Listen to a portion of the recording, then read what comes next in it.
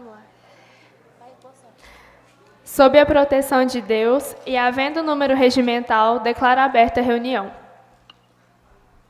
Gostaria de avisar que a reunião está sendo transmitida ao vivo pelo site da Câmara. Convidamos para fazer parte da mesa o excelentíssimo senhor Vital Guimarães, presidente da Câmara Municipal de Bom Despacho.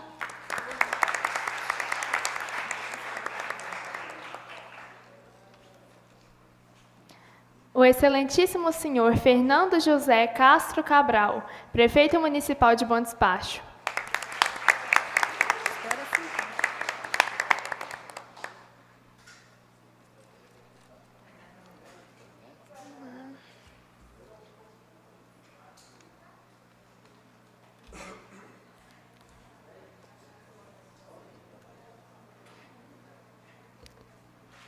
Convidamos também a excelentíssima vereadora e presidenta curadora da Escola do Legislativo, doutora Rose Delegada. Tudo bem?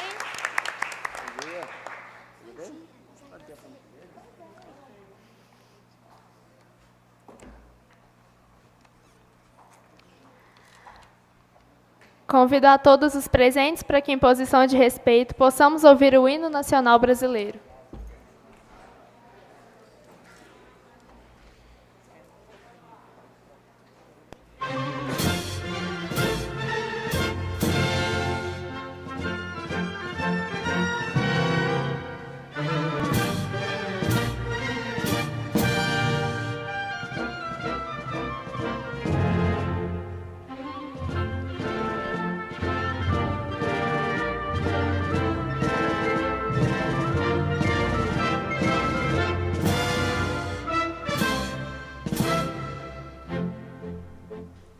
Filho do Ipiranga, as margens plácidas de um povo heróico, bravo, retumbante, e o sol da liberdade em raios fúlgidos brilhou no céu da pátria nesse instante. Se o penhor dessa igualdade conseguimos conquistar com braço forte, em o seio da liberdade nosso peito a própria morte. A pátria amada, idolatrada, salve, salve. Brasil, um sonho intenso, raio vívido, de amor e de esperança a terra desce. Sem teu formoso céu risonho e límpido, a imagem do cruzeiro resplandece. Gigante pela própria natureza, estrelas norte, pálido colosso, e o teu futuro espelha essa grandeza, terra dourada. Entre outras vilas do Brasil, a pátria amada, dos filhos deste sol mais gentil, pátria amada Brasil. Deitado eternamente em berço esplêndido, ao som do mar e à luz do céu profundo, fulguras o Brasil, florão da América, iluminado ao sol do novo mundo. Do que a terra mais árida, teus sonhos lindos campos têm mais flores, nossos bosques têm mais vida, nossa vida no teu seio mais amor. A pátria amada, idolatrada, salve, salve. Brasil de amor eterno seja símbolo, um lábaro que sentas estrelado, e diga o verde louro desta flor, mas no futuro e glória do passado, consegues a justiça grava forte, verás que o filho teu não foge à luta, nem teme quem te adora a própria morte. Outras vilas tem Brasil, a pátria amada, os filhos deste sol mais gentil, pátria amada Brasil.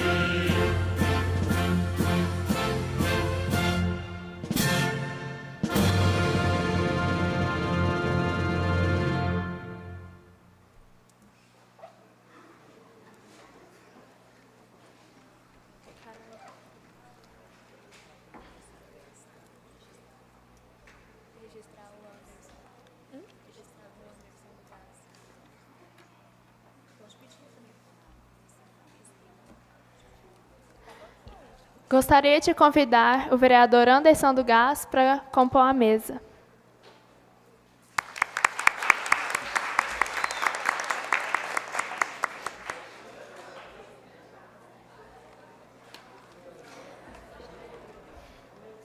Solicito a primeira secretária da Câmara Jovem, vereadora Brenda Martins, para realizar a chamada dos vereadores jovens.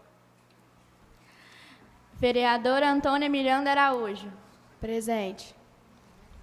Vereadora Brenda Martins, presente. Vereador Breno Henrique de Faria Couto. Presente. Vereadora Geovânia Marcela de Freitas. Presente. Vereadora Júlia Rodrigues de Oliveira. Presente. Vereadora Laís Ferreira Azevedo. Presente. Vereadora Lara Emanuele. Vereadora Thaísa de Freitas. Presente. Vereador Thales Afonso dos Santos Coutinho. Presente. Vereadora Estelle Tiradentes Ribeiro. Presente. Solicito a primeira secretária da Câmara Jovem, a vereadora Brenda Martins, para fazer a leitura da ata da terceira reunião ordinária.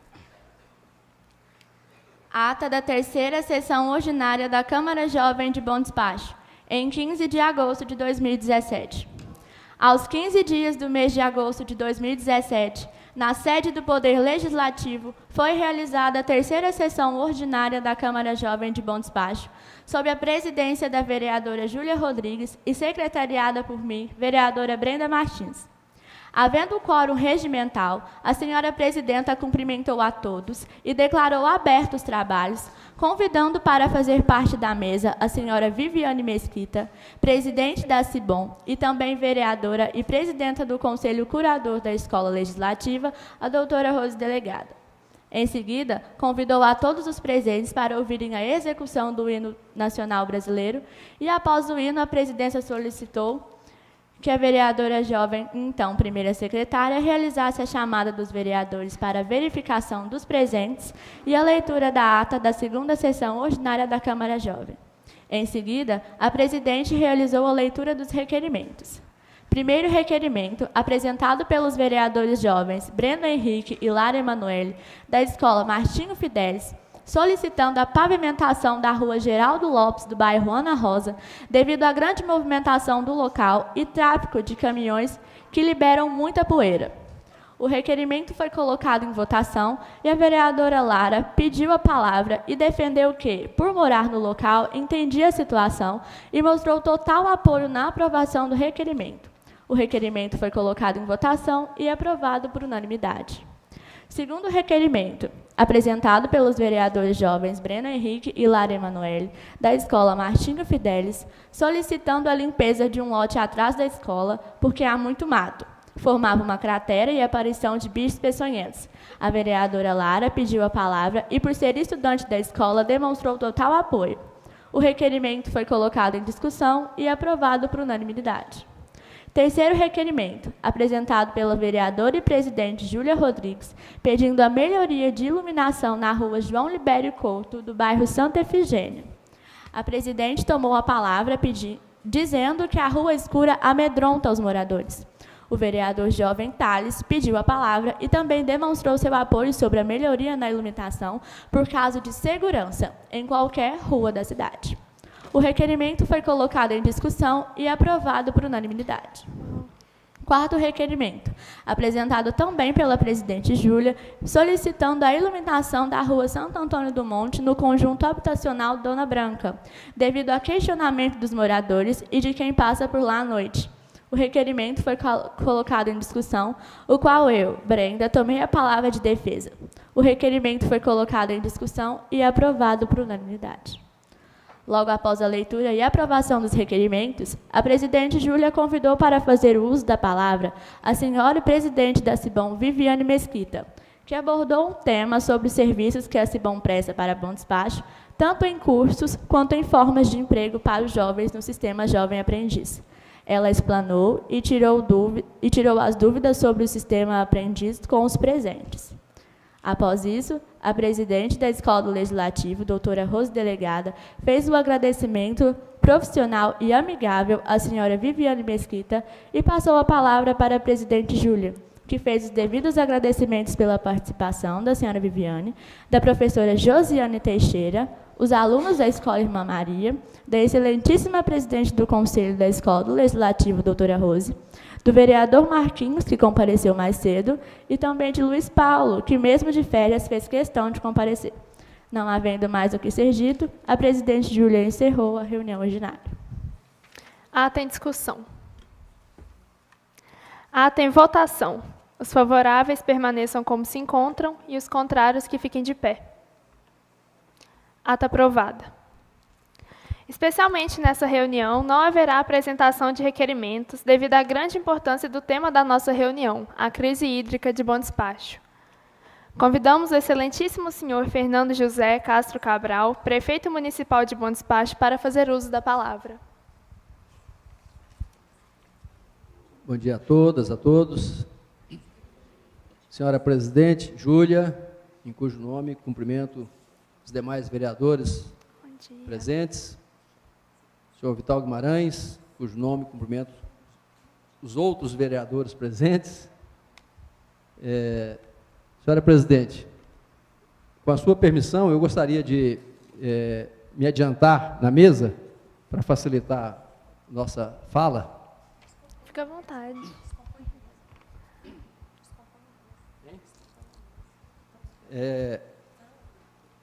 Bom, nosso tema hoje é um tema bem chamativo, porque nós estamos vivendo um momento de crise. Estamos numa crise agudíssima. Não só Bom Despacho, como o Estado de Minas, como o Brasil e o mundo. Água não é um problema novo. A falta de água não é um problema novo. Ao contrário, é um problema muito antigo. Segundo a Organização Mundial de Saúde e a ONU, Organização das Nações Unidas, hoje, no mundo, 1 bilhão de pessoas não têm água para beber. E o que a ONU considera água suficiente está muito aquém daquilo que nós estamos habituados. A ONU considera que está atendido, nas suas necessidades mínimas, um cidadão que tenha 20 litros de água por dia, a uma distância de até 1.000 metros da sua casa. Com esse critério, há 1 bilhão de pessoas sem água no mundo. Ou seja, pessoas que não conseguem até 20 litros de água até 1 quilômetro de casa. Se nós usarmos o exemplo de Bom Despacho, onde costumávamos ter, cada um de nós, cerca de 170, 180 litros de água nas nossas torneiras, se nós levarmos esse critério para o resto do mundo, mais da metade da população mundial não tem água. Isso é para destacar a gravidade do problema. Existe um livro publicado há aproximadamente 20 anos, 25 anos, que chama Blue Gold. Esse livro ainda não foi traduzido para o português, mas significa ouro azul. A tese do autor, então, é que a riqueza do mundo seria daqueles que tivessem água em quantidade e qualidade. Mesmo o ouro se torna inútil perante a falta d'água, porque ouro não se veste, ouro não se come, com ouro não se lava a roupa, com ouro não se faz higiene. E todos nós precisamos de água. Essa é uma visão panorâmica da situação. Bom,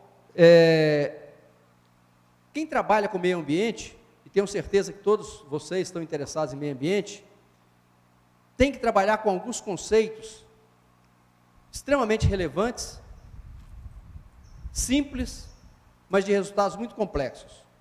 Um deles, nós chamamos de efeito gatilho.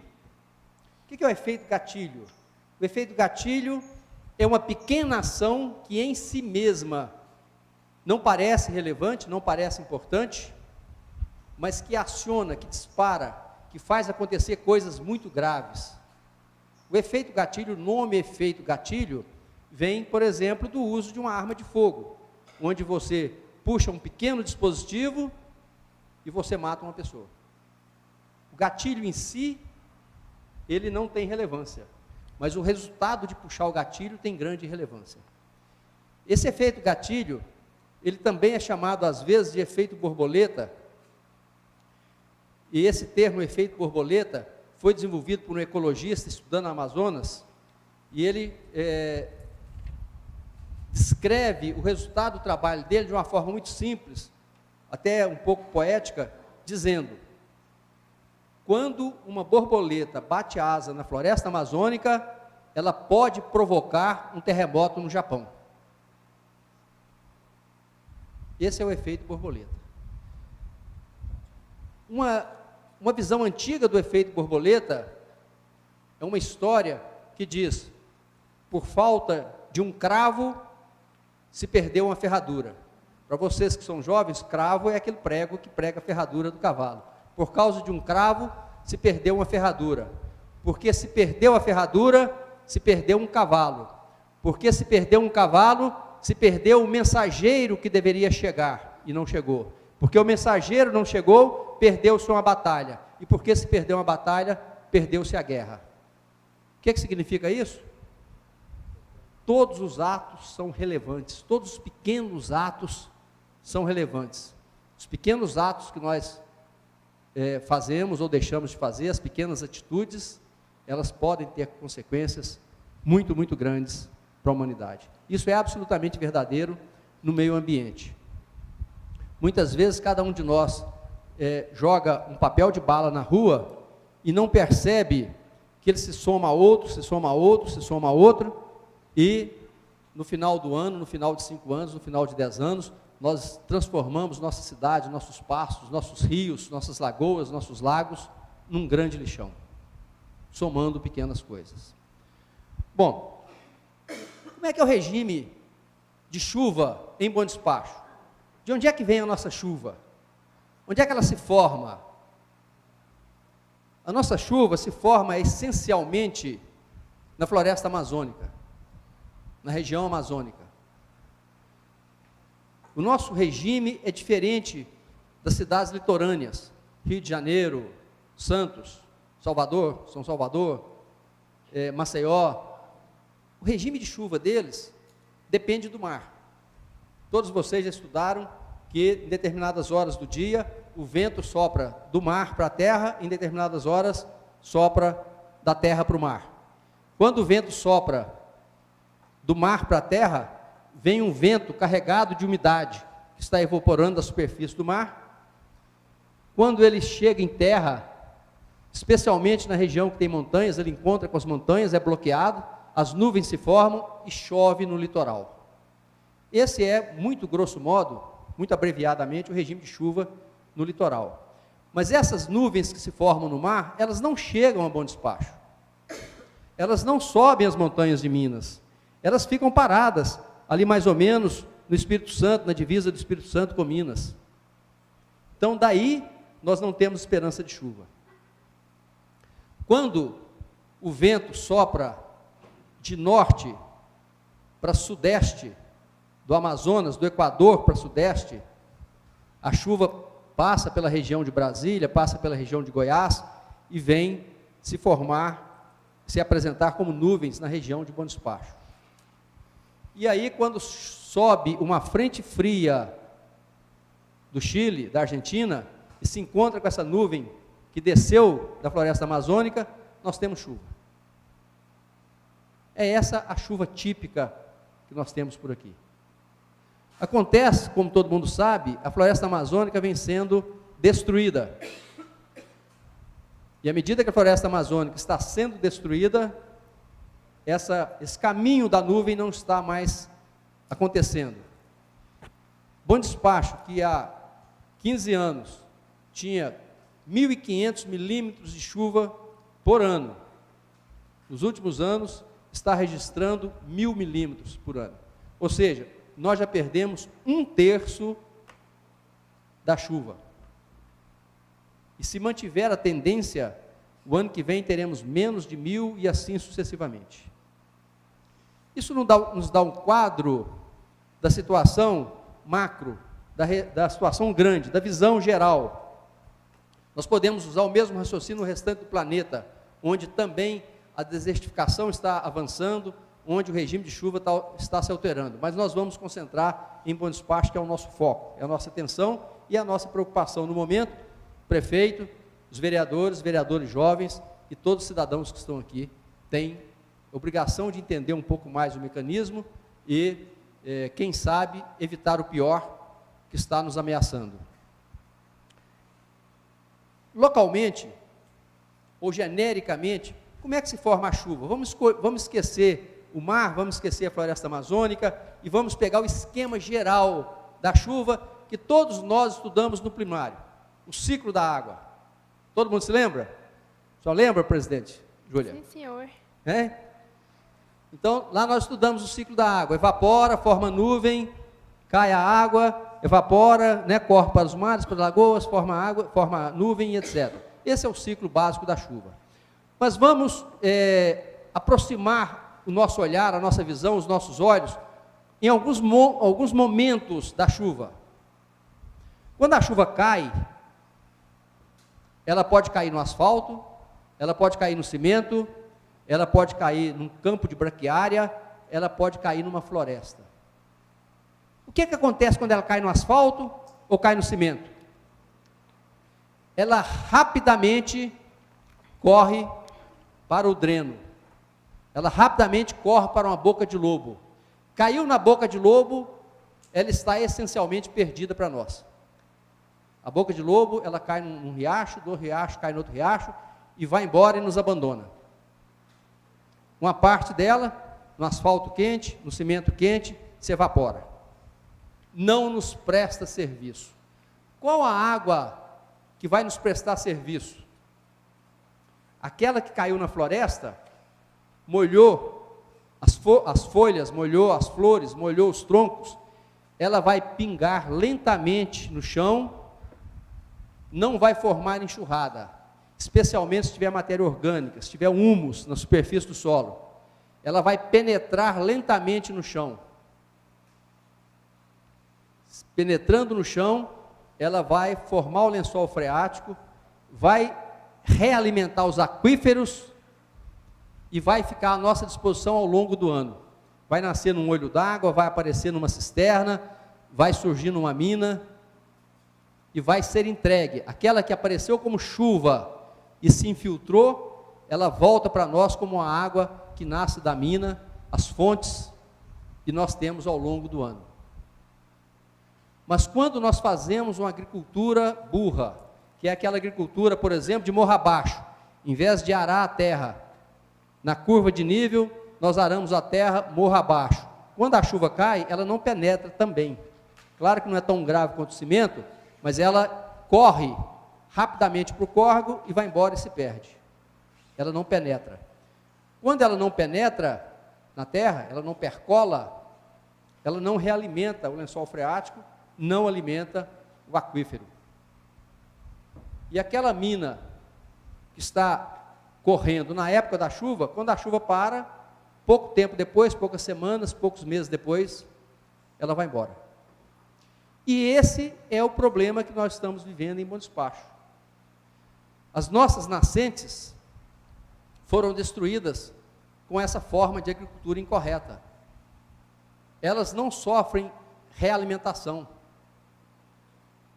Como não sofrem realimentação, elas não têm como se manter quando a chuva vai embora. Para se ter uma ideia, o Capivari, em 1978, quando, na verdade, o trabalho de planejamento e captura da água do Capivari começou em 76, mais ou menos, e foi inaugurado, 1º de junho de 78, foi inaugurada a Copasa. O rio Capivari conseguia fornecer cerca de 250, 260 litros de água por segundo, presidente. Hoje, no dia de hoje, o Capivari está fornecendo 62 litros de água por segundo. Ou seja, de em torno de 300, nós estamos com 60 e poucos. Podemos arredondar para 60, porque até o final do dia deve chegar para 60. Por quê?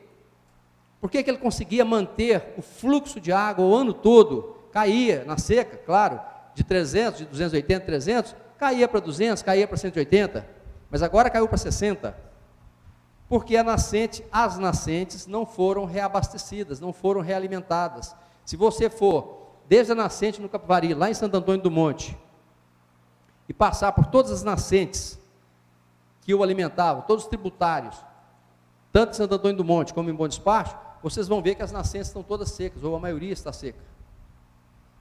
Então o rio não tem reserva, ele não tem capacidade de gerar água mais.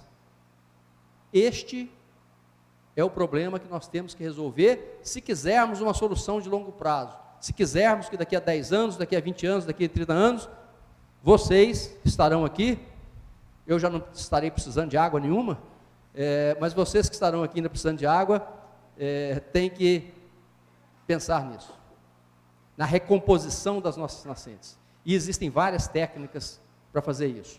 Por exemplo, replantio de florestas, preservação de florestas. Por exemplo, uma agricultura com maior qualidade técnica, que não desperdice tanta água. Por exemplo, a proteção das matas ciliares. Por exemplo, o impedimento de que os animais cheguem até as fontes de água e destruam com suas patas as nascentes.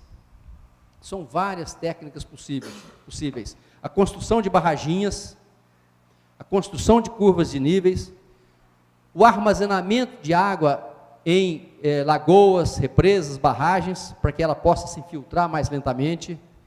Então existem técnicas, e a maioria delas, praticada no dia a dia, nem é cara.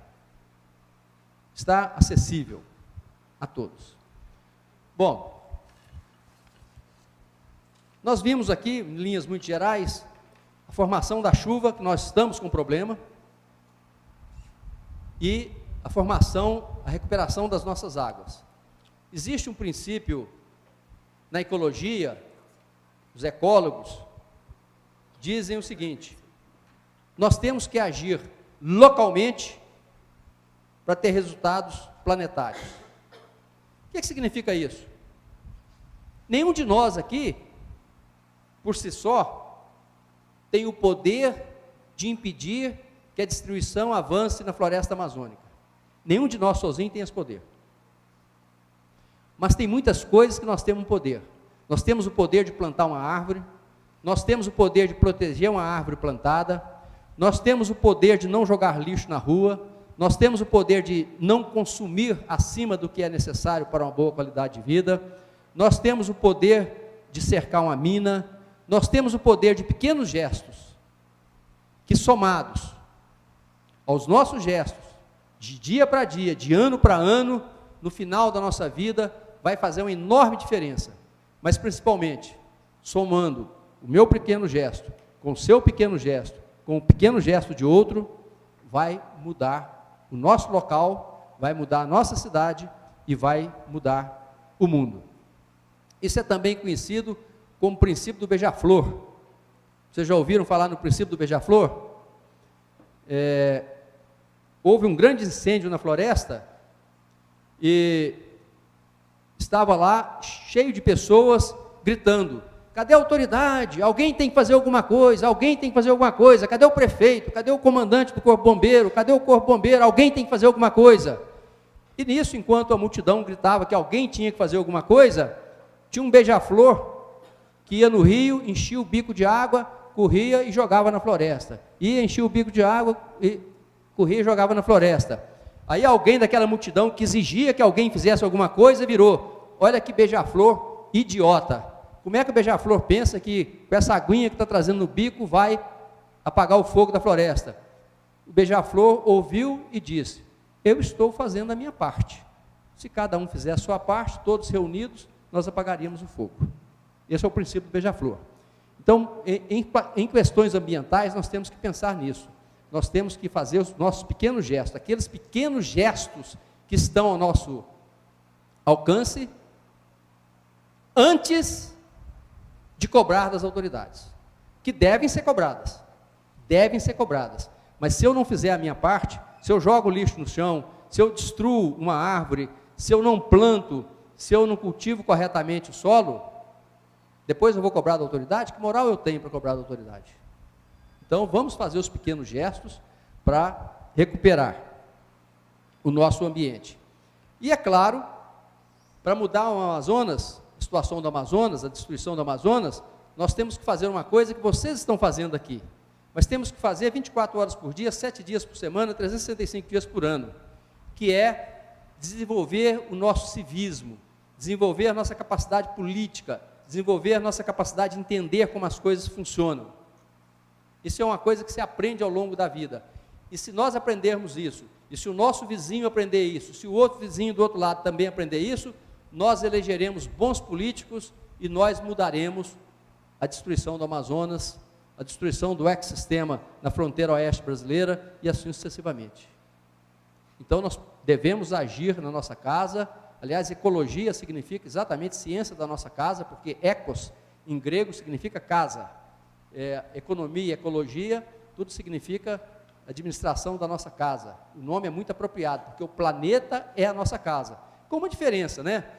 Se nós destruirmos uma casa, nós podemos mudar para outra casa. Se nós destruirmos o planeta, nós não temos outra casa para ir. Pelo menos hoje nós não temos outra casa para ir, com certeza, né? Então, é uma casa da qual nós devemos cuidar com muito mais atenção, muito mais dedicação. Muito bem. Vamos agora trazer o nosso foco mais para perto ainda. Nós falamos do planeta, falamos do Amazonas, falamos da situação geral do Rio Capivari, agora vamos trazer o foco para mais perto. A crise que nós estamos vivendo hoje.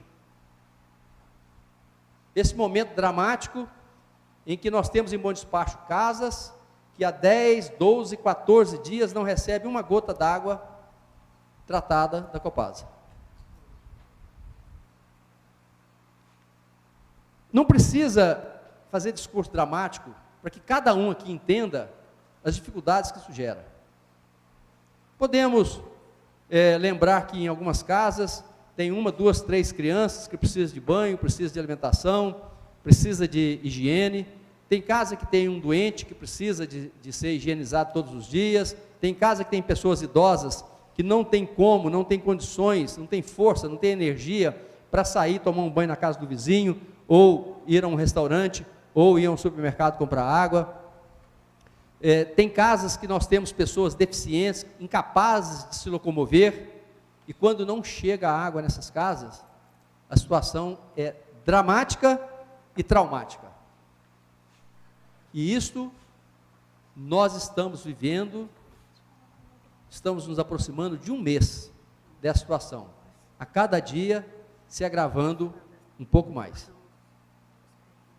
Então nós temos 2 problemas para resolver aqui. Um de médio e longo prazo, que nós temos que atacar hoje, mas o resultado nós vamos colher ao longo dos anos. Recuperar nossas nascentes, recuperar nossos rios, mas isso, temos resultado, daqui a 5 anos, 6 anos, nós começamos a ter resultado. E temos um problema para resolver hoje, agora, nesse momento, que é a falta de água em cada lar de Bom Despacho. Todo mundo que está aqui tem acompanhado essa crise de 2 formas. Na própria pele, na sua casa, na casa da sua avó, na casa da sua tia, na casa do seu amigo e na internet, no WhatsApp, no Facebook, nas redes sociais de modo geral.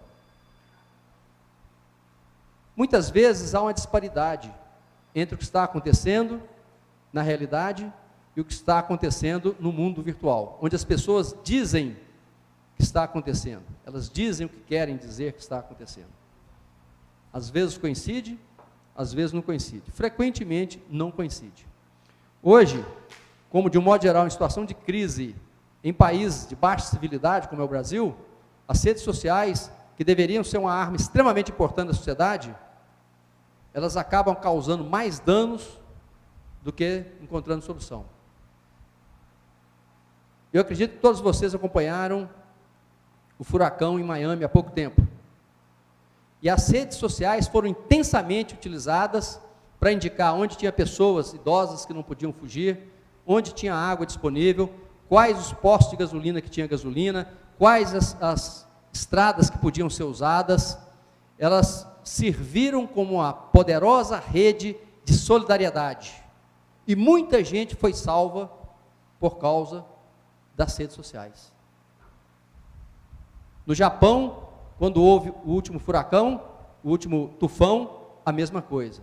No México, eles estão vivendo um grande drama do terremoto que aconteceu lá 2 dias atrás, onde já localizaram 200 e tantos mortos, dezenas de prédios caíram. As redes sociais estão prestando um grande serviço à comunidade. Mas em Bom Despacho, infelizmente, as redes sociais estão prestando frequentemente um desserviço à população. Dou alguns exemplos. Surgiu aí um boato que eu tinha declarado na rádio, numa entrevista, que a água do poço artesiano, furado, na região do Jaraguá, para abastecer a região ali da Vila Aurora para o norte, estava contaminada com fezes, e ninguém devia beber essa água. Então vocês imaginam a dificuldade de furar esse poço emergencialmente, encontrar água, depois ligar o poço, depois conseguir a bomba, depois fazer a análise química dessa água, e depois finalmente bombear essa água naquela região. E aí a pessoa recebendo notícia em casa, senhor presidente, senhora presidente, que não pode beber aquela água porque está contaminada. Olha a angústia que isso causa naquelas pessoas, e nada mais longe da verdade. Aquela água é a grande salvação daquela região. Bairro, começando uma parte ali da Vila Gontijo, da Vila Aurora para lá, toda está abastecida e já não tem mais falta d'água nessa região. Graças a esse poço. Deu bastante água de excelente qualidade, está sendo clorada e distribuída. Então, me pergunto, como é que alguém tem coragem de soltar uma mentira dessa na rede? E como é que as pessoas têm coragem de dizer assim, não sei se é verdade, mas joga para frente. O outro, não sei se é verdade, mas joga para frente. E esse de não sei se é verdade, mas e joga para frente, daqui a pouco as pessoas falam assim, não, fulano falou, ciclano falou, beltrano falou, é a mesma fonte, mas todo mundo tem a impressão que aquilo é verdade. Então é um grande mal que se faz. Outro exemplo, existem algumas situações que exigem intervenção direta, imediata, pessoal. Então sai na rede social, lá na rua tal, tem uma senhora, coitada, ela não tem filho, não tem parente, não tem ninguém, está lá abandonada, tem 10 dias que está sem água, e ela vai morrer de sede. Quando nós vemos uma notícia dessa na rede, o que é que nós temos que fazer? Nós temos que pegar um servidor, mandar lá imediatamente, vai lá, vê se é verdade. A pessoa vai, procura, não tem ninguém aqui não mora essa pessoa, não existe essa casa, é boato. Então veja só, nós pegamos um recurso, nós gastamos combustível, veículo, gente, para resolver um problema que não existe, e deixamos de resolver um problema que existe. Um pouquinho fora, vou dar um outro exemplo. Todo mundo sabe que no início desse ano nós começamos a operar o SAMU em Bom Despacho, uma grande conquista para a cidade.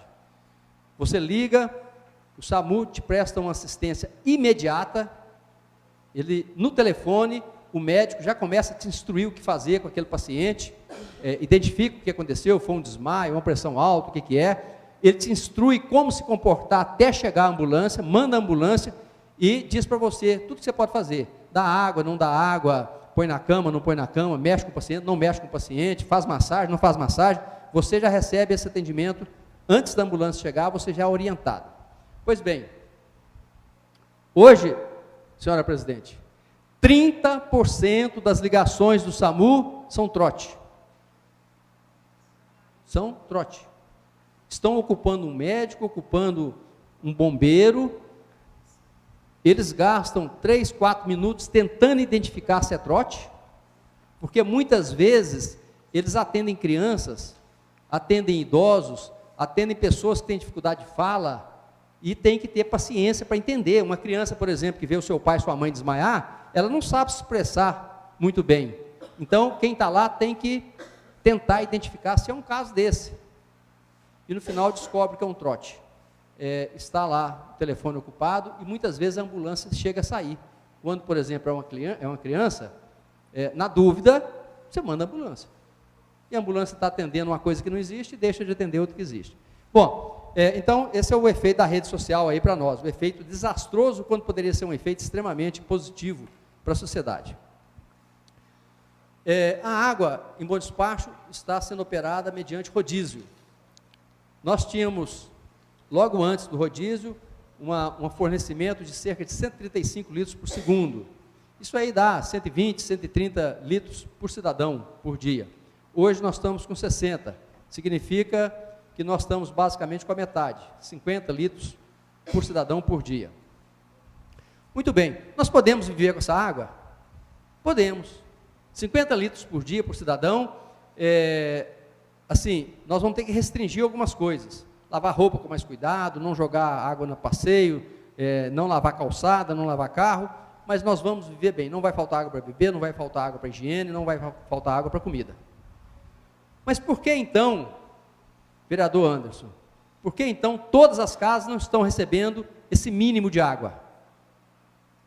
Por que aparentemente algumas casas estão recebendo mais água do que outras? Por que aparentemente alguns bairros estão recebendo mais água do que outros? O problema é técnico. Isso acontece mesmo, mas é um problema técnico que não se consegue resolver da noite para o dia.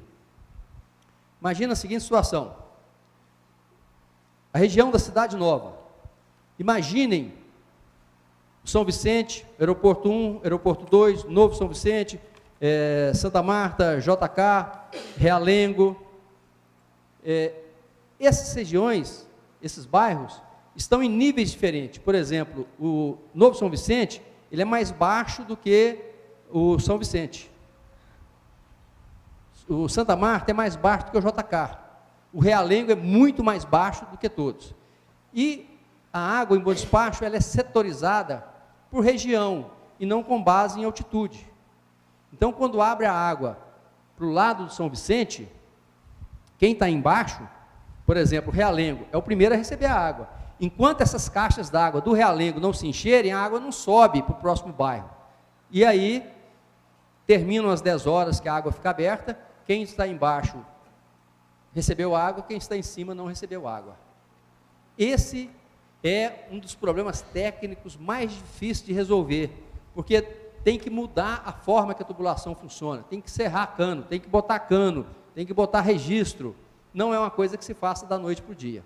Então, isso explica porque algumas regiões estão ainda com mais conforto de água do que outras regiões. É um dos problemas que nós temos. Ele é agravado por um comportamento perfeitamente compreensível, mas que piora a situação. Se você mora numa casa que recebe pouca água, você sabe que há racionamento, que há rodízio, e a água vai correr de noite. Qual é a primeira coisa que ocorre a você fazer? Naquela noite você corre na sua casa e pega bacia, jarro, garrafa, tudo que você tiver, e coloca lá na entrada da água e vai enchendo tudo. No dia seguinte, se você tiver dinheiro, você corre no mercado e compra uma caixa d'água, de 500 litros, de 1000 litros, bota no chão, e quando a água chega, você joga na caixa nova. O que está acontecendo? Você está acumulando 2 caixas d'água, 3 caixas d'água, 4 caixas d'água na sua casa. E você está deixando de abastecer 3, 4 pessoas um pouco mais acima de você. Então, esse comportamento que é compreensível, ele agrava a situação, porque tem muita gente estocando água, e à medida que vai estocando água, vai faltando para o próximo. Então, a água não se distribui uniformemente entre os consumidores. O que nós precisamos nesse momento? Precisamos que as pessoas tenham confiança de que o rodízio está sendo feito, não acumular excesso de água para que a distribuição seja mais homogênea, seja mais justa. Nós vamos conseguir convencer as pessoas de fazer isso? Não sei, mas é uma das medidas que diminuiria o sofrimento, doutora Rosa, delegada, diminuiria o sofrimento.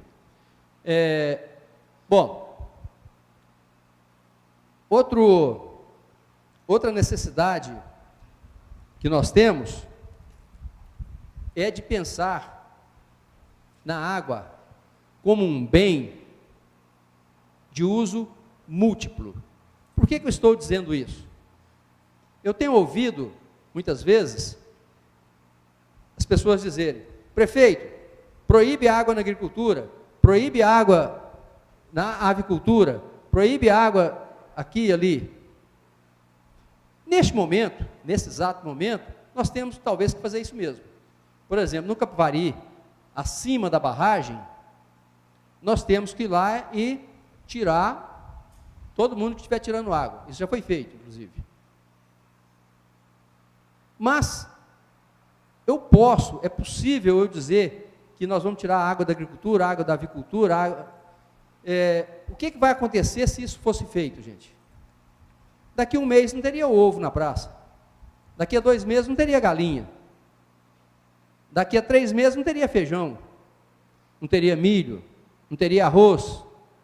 Então essa solução que parece óbvia, na verdade, ela não é uma solução, ela é um problema.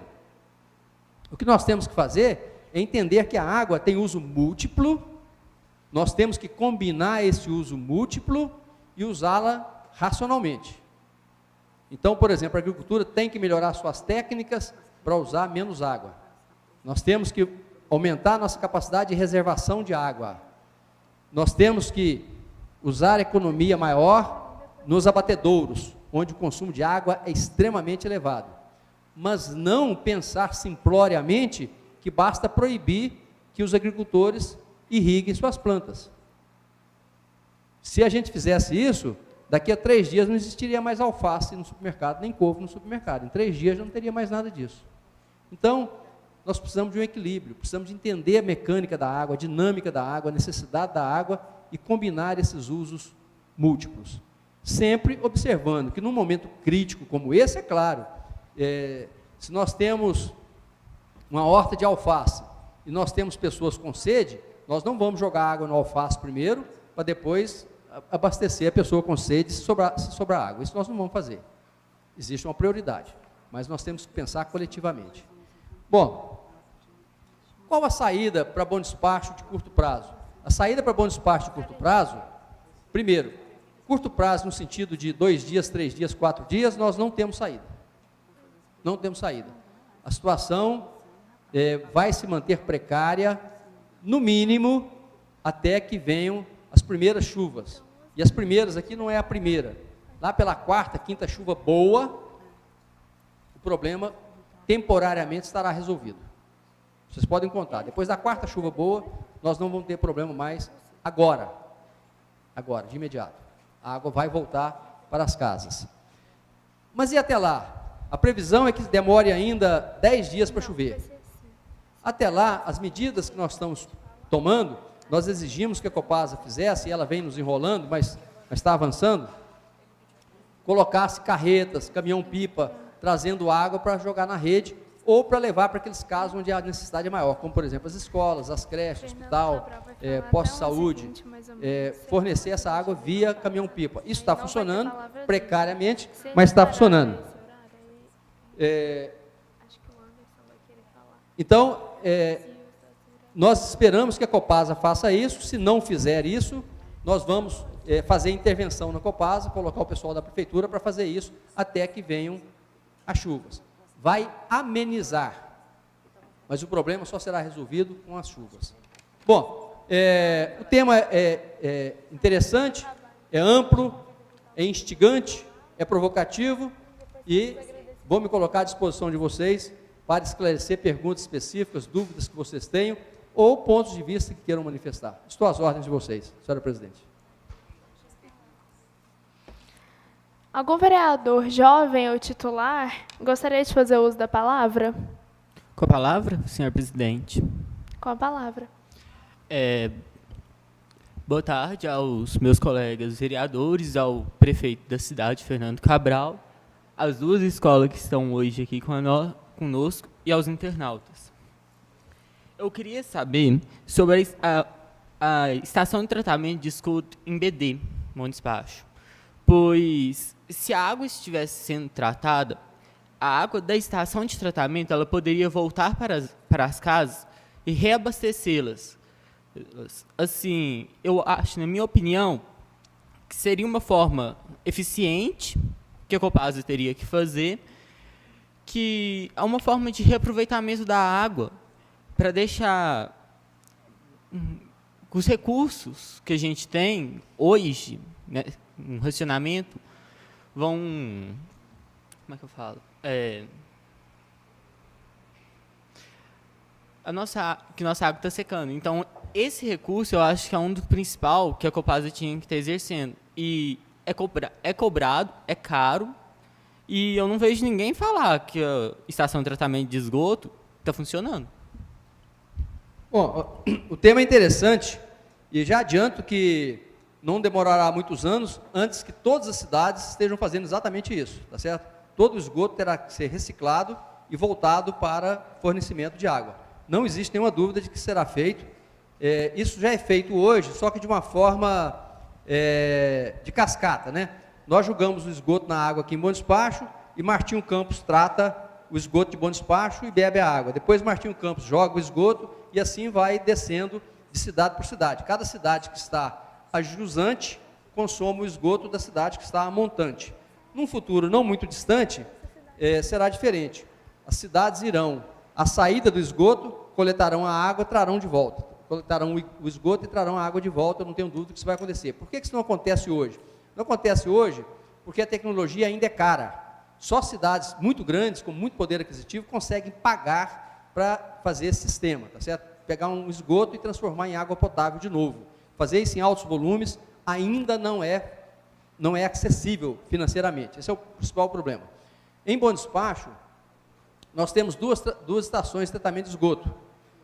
As duas estão funcionando. Nós temos 3 vertentes aqui, 3 principais vertentes. Por isso que se dizia antigamente que Bom Despacho estava numa trináclea, 3 morros com 3 vertentes. O esgoto que corre da praça da igreja para lá, para o Dr. Roberto, ou do São José para o Dr. Roberto, esse esgoto é 100% tratado. O esgoto que corre para cá, para o córrego da Chácara, Jaraguá, aquela região, Vila Gontijo, também é 100% tratado. E o esgoto que corre para o córrego da Areia, ali na Babilônia, Bairro de Fátima, não é tratado. Ele é jogado in natura no rio, no córrego da Areia. Isso aí representa aproximadamente 25% do esgoto que não é tratado. Para que ele seja tratado, será necessário fazer um elevatório, a elevatória vai jogar o esgoto na estação de tratamento de esgoto aqui no Jaraguá, para resolver esse problema. Isso está prometido pela Copasa até dezembro desse ano entrar em operação, e nós teremos 100% do esgoto tratado. Agora, esse tratamento de esgoto que existe aqui em Bom Despacho, como na maior parte das cidades brasileiras que tem, são pouquíssimas que tem, ele não torna o esgoto potável. Ele tira o grosso, ele tira a matéria orgânica praticamente toda, mas ele não faz uma depuração biológica, não faz uma depuração química. Não está própria para consumo ainda. Ainda exigiria um investimento muito grande, que no futuro, eu não tenho dúvida, acabará acontecendo. Essa é a situação. Com a palavra, senhora presidente. Com a palavra. Boa tarde, todo mundo que está aqui. Eu estava, assim, as cidades vizinhas daqui de Bom Despacho já vinham passando por esse problema por causa da escassez da água. Nós, vimos nos jornais, situação de Para de Minas, e eles conseguiram resolver esse problema. Aí eu estava querendo saber se Bom Despacho também já está procurando alguma forma, né? Porque... E as matas ciliares aqui de Bom Despacho, porque Bom Despacho é cheio de roça, né? Chácaras. E as matas ciliares, se nós passarmos de carro perto dos rios, percebemos que não há mais a mata ciliar. Eu queria saber do senhor se a fiscalização do desmatamento da mata ciliar, porque isso influencia no ciclo da água, igual o senhor falou no início. Bom, a fiscalização de mata ciliar é feita essencialmente pela Polícia Ambiental e pelo IEF, Instituto Estadual de Floresta. A eles compete, ao IEF compete fiscalizar e também autorizar corte, essas coisas é cargo do IEF, tá certo? O município não tem autoridade legal para agir nesses casos. E a fiscalização ambiental das matas ciliares é feita pela Polícia Ambiental. O município trabalha nisso, sim, administrativamente, faz o que for possível. No Capivari, por exemplo, na nossa margem, nós investimos R$600 mil nos últimos 2 anos para fazer barraginha, fazer curva de nível, plantamos mais de 20 mil árvores, fizemos milhares de metros de cerca para os animais não entrar. Então, o município tem feito um grande investimento nisso. Mas a fiscalização mesmo, ela compete à Polícia Ambiental, não compete ao município. Ele não tem poder legal para isso. Mas dentro da nossa limitação, nós temos feito essa fiscalização. Com relação a resolver o problema, sim, Bom Despacho tem trabalhado no sentido de, com a Copasa ou sem a Copasa, ou a despeito da Copasa, resolver o problema definitivamente. Nós estamos nos organizando, existe uma questão legal, não é uma coisa trivial. A Copasa tem um contrato com o município, assinado em 2009, esse contrato dá a ela uma série de direitos. Então, para romper esse contrato, nós temos uma série de riscos e dificuldades, mas se for necessário, nós vamos romper e vamos fazer uma licitação, trazer outra empresa, que foi o que aconteceu em Pará de Minas. Veio outra empresa, ganhou a licitação e fez as obras que precisava fazer, que a Copasa não fez aqui. Mas isso é uma coisa delicada, tem que ser feito com muito cuidado, tanto do Executivo quanto do Legislativo, terá que participar, os vereadores que estão fazendo as leis apropriadas. Não é uma coisa que se faça de afogadilho, não é uma coisa que se faça de um dia para o outro. Nós devemos levar, no mínimo, 1 ano, ou para tirar a Copasa daqui, ou para fazer com que a Copasa comece a cumprir realmente suas obrigações. Mas nós estamos trabalhando sim. Com a palavra, senhor presidente. Com a palavra. Prefeito, sobre o Poço Artesiano, nós sabemos que o Poço Artesiano, ele puxa água dos olhos d'água, das nascentes e até mesmo dos rios, dependendo de onde ele for feito. Sabendo disso, o Poço Artesiano ele seria uma resposta a curto prazo, pensando assim, no imediato. Mas talvez isso não deixaria a crise hídrica para o ano que vem ainda mais grave? Olha, não para o ano que vem. Não para o ano que vem. Confiar em Poço Artesiano como fonte de água permanente não funciona. Não funciona, porque ele vai ser drenado, tá certo? O tempo que ele vai ser drenado depende de vários fatores. Depende do tamanho dele, depende da taxa de reposição e depende da quantidade de gente que está tirando água. Então, são as três variáveis principais, tá certo?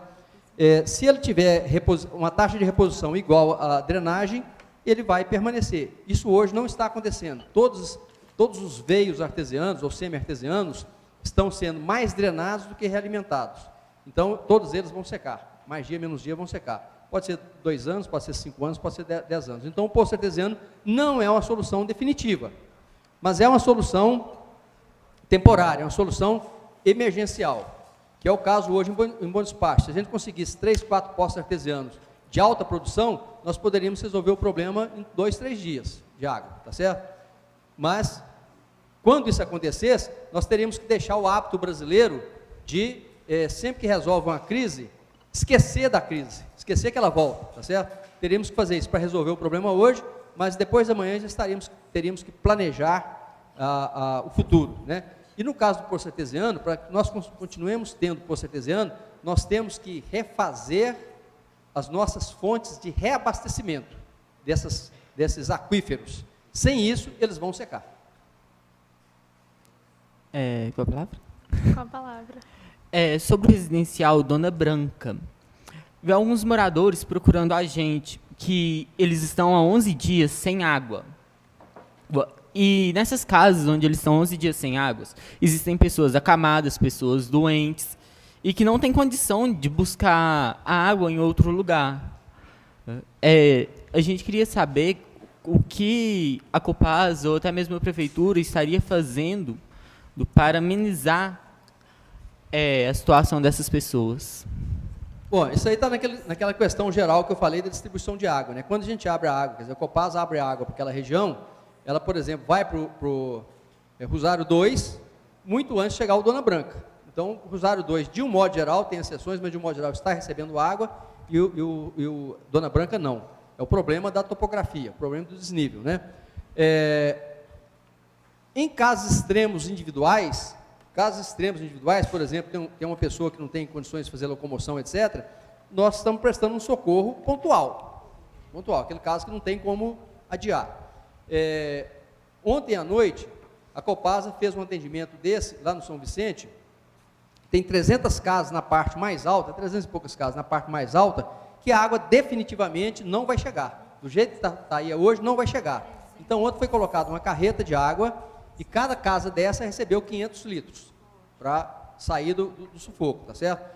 Então, nesses casos extremos, se for um caso individual de uma família em grande dificuldade, nós vamos agir para resolver o problema daquela família. Se for um caso localizado, determinado, como esse caso do topo, que nós chamamos de calota do São Vicente, porque lá, se você imaginar que é uma bola, né, tem uma calota, tem uma parte mais alta que a água não chega. Podemos resolver dessa forma. Então, tem que estudar cada caso e ir resolvendo na medida do possível. Mas o fato é o seguinte, nenhuma dessas soluções serve para a cidade. Não existe possibilidade de sair uma carreta alimentando todas as casas. Não existe possibilidade de fazer isso. Você pode fazer as contas do tempo que uma carreta leva para reabastecer, para viajar e para alimentar 500 litros, mais 500 litros, mais 500 litros. Se não botasse 20 carretas, 30 carretas, não ia resolver o problema da população. As carretas têm que ser usadas primariamente para injetar água na caixa, e aí distribui mais uniformemente. Com a palavra, senhora presidente. Com a palavra. Senhor prefeito, bom dia. Eu tenho em mãos aqui uma notificação direto do seu gabinete, que foi mandada para a Copasa no dia 19 de setembro, dando um prazo de 24 horas para que ela intervisse e normalizasse o abastecimento de água em todas as casas. Hoje, sendo 21, eu queria saber o que mudou. Olha, esse prazo, pela hora da entrega, venceu ontem, às 21 horas. Às 22 horas, um diretor do Copasa me ligou e disse que estava tomando todas as providências e que hoje as carretas estariam aqui, aliás, 3 carretas estariam operando desde ontem, de fato, uma eu sei que operou, outras 2 eu ainda não tenho certeza se operou, nós estamos verificando, e que hoje chegariam mais 14 caminhões. Então, a nossa decisão é simples. Nosso propósito não é brigar com a Copasa, nosso propósito é resolver o problema da água. Se a Copasa colocar esses caminhões e resolver o problema da água, não vou dizer 100% do que era antes, mas chegar a 70% do que era antes, dá para todo mundo sobreviver, tá certo?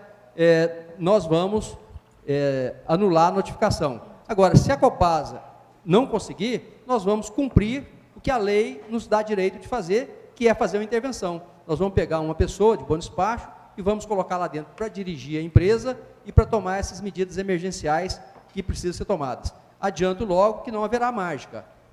Vamos botar lá um empresário, vamos botar um servidor público, né? Mas ele vai ter que começar a fazer as coisas, arranjar tubo, arranjar bomba, arranjar poço artesiano, não sei o quê. Não vai acontecer.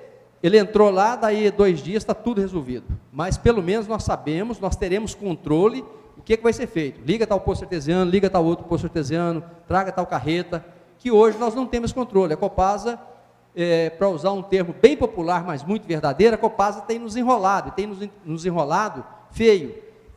Nós fizemos uma audiência aqui, convocada pela Câmara, pelo vereador Vital, pelos vereadores, doutora Rosa, delegada, Anderson do Gás, Marquinhos, que lá está, vieram deputados estaduais aqui, fizemos uma audiência pública aqui nessa sala, em abril, narrando tudo isso que está acontecendo, dizendo que tudo isso ia acontecer.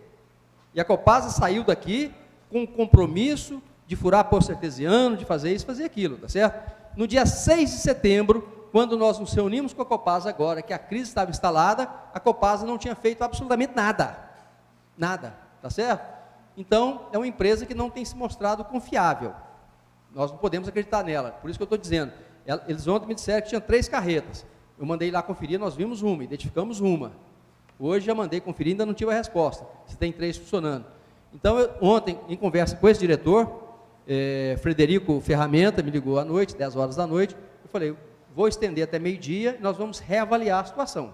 Então, dependendo dessa reavaliação, nós vamos decretar a intervenção ou vamos deixar que a Copasa prossiga. O que for mais interessante para o Bom Despacho, o que a gente achar que vai dar maior resultado para o Bom Despacho. Nós agradecemos imensamente a participação do senhor prefeito. É, sim, de suma importância para nós essa reunião de hoje, porque esclareceu muitas dúvidas que a gente tinha a respeito dessa questão da crise hídrica. Nós agradecemos a presença da equipe pedagógica representada pela Ângela Amaral e os alunos do Colégio Universo, a Escola Miguel Gontijo, representada pelo diretor Ronaldo e pelo professor Evânio. Agradecemos ao excelentíssimo senhor Vital Guimarães, presidente desta casa, a excelentíssima presidenta do Conselho da Escola do Legislativo, a senhora vereadora Rosimeire Cássia dos Santos, a presença do vereador Marquinhos e do vereador Anderson do Gás. Agradecemos também a presença do Ricardo Santos, arcenor da Prefeitura Municipal de Bom Despacho. Agradecemos a presença do senhor Alexandre Borges, diretor do Jornal de Negócios. Gostaria de dar um recado aqui rapidinho sobre duas campanhas que nós da Câmara Jovem estamos propondo aqui no município. A primeira é uma mobilização na Praça da Matriz, no sábado, às 9 horas da manhã. Nós vamos sair de lá com o objetivo de educar um pouco a população a respeito dessa crise hídrica que nós estamos passando, e nós vamos para a Praça da Estação. A mobilização vai acontecer de 9 às 11 horas da manhã no sábado, agora dia 23. E também estamos com um projeto sobre o Dia das Crianças, de arrecadar brinquedos, sendo usados, ou se vocês quiserem comprar e doar, nós agradecemos demais. E se alguém puder ajudar, nós estamos assim de portas abertas para vocês. Eu passo a palavra para o Vital, presidente dessa casa. Bom dia a todos e a todas, a Câmara Jovem, senhores vereadores, sempre uma honra, né, para nós participar dessa reunião de vocês, muito importante para a nossa comunidade de Bom Despacho, ver despertar essa consciência cidadã, né, através da nossa juventude. E conforme já temos falado aqui, só essa consciência cidadã é que pode dar jeito nesse país. Parabéns, presidenta, pela condução da reunião, parabéns a todos os vereadores, parabéns aos estudantes de outras escolas que estão aqui, professores, né, pais, enfim, agradecer a presença de cada um de vocês. E fazer um agradecimento especial ao prefeito, que atendeu de pronto esse convite, que veio e trouxe para nós aí, né, uma explicação. Acho que todo mundo sai mais enriquecido, porque a gente fica sabendo da real situação, e essa questão da real situação é muito importante. Nós não podemos pautar as nossas ações só pelas redes sociais. Acho que nós precisamos de buscar as informações onde elas estão, para ter a certeza do que a gente vai falar, do que a gente vai fazer. A Câmara, presidenta, da qual a senhora agora faz parte, né, ela está fazendo o seu papel. Desde o início, desde que nós entramos aqui, provocamos audiência pública e fizemos vários encaminhamentos à Copasa, à Prefeitura.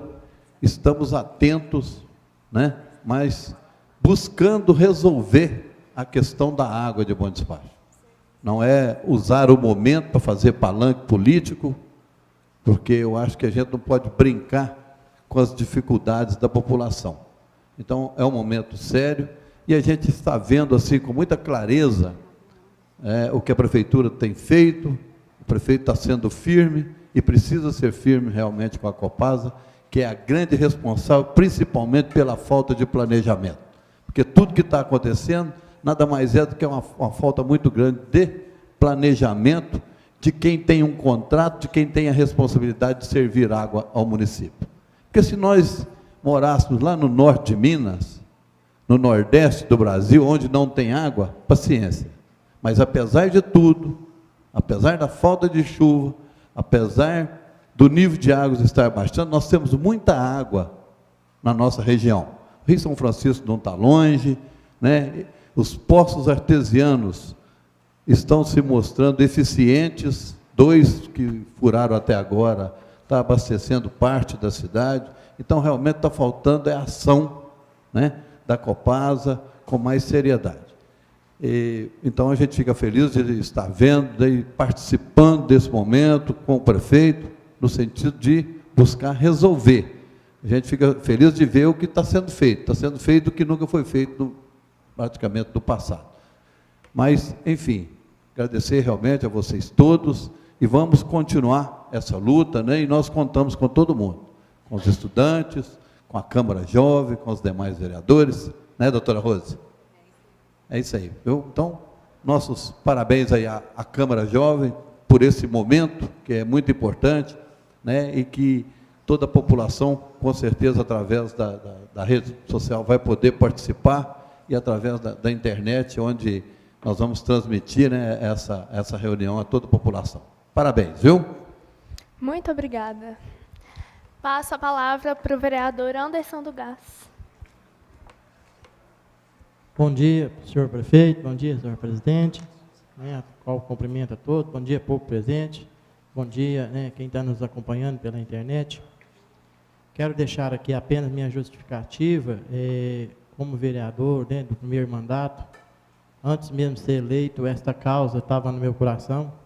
O povo me perguntava dentro da cidade o que eu queria, o que era meu projeto. Meu projeto é lutar para fazer uma represa para não faltar água para a nossa cidade. E só vamos consertar, né, e ter água com abundância em nuvens, né, para chover para nós, fazer barreiras, né, porque nós estamos vendo aí que, infelizmente, o homem está destruindo, né, furando poço artesiano, tirando petróleo do fundo da terra. Então, né, o que está acontecendo nós não nos capacita a ver. E assim, quando eleito, né, estive no Rio Capivari, pedi ao presidente dessa Câmara para ir comigo no Rio Capivari. Não tinha muito conhecimento político, o que podia ser feito, né? Ele disse, vamos fazer uma audiência pública junto com os vereadores e vamos, né, registrar aqui a nossa preocupação com o amanhã. E tem uma fala minha, até falo, né, amanhã, se nossa água acabar, o senhor já tem furado os poços artesianos, já tem o canamento ligado do São Francisco, para que nós não venha ficar sem água, né? Ele disse que tomaria providência e o amanhã estaria muito longe. Mas o amanhã chegou, né, e nós estamos aí nessa situação. E quero agradecer ao senhor prefeito, Fernando Cabral, o qual tem tomado aí todas as atitudes necessárias para que, né, venha solucionar o problema. Quero também agradecer esses jovens, né, que estão aí, né, fico aí muito feliz e satisfeito em ver as perguntas a qual foram feitas ao seletivo senhor prefeito.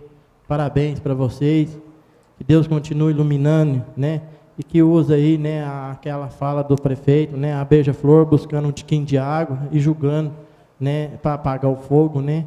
Então, assim, nós devemos, né, continuar o nosso trabalho e não olhar nem para a esquerda nem para a direita, mas fazer a nossa parte. Muito obrigado a todos e um bom dia. Agradecemos mais uma vez a presença de todos e nada mais havendo a ser discutido, eu encerro a presente sessão. Muito obrigada.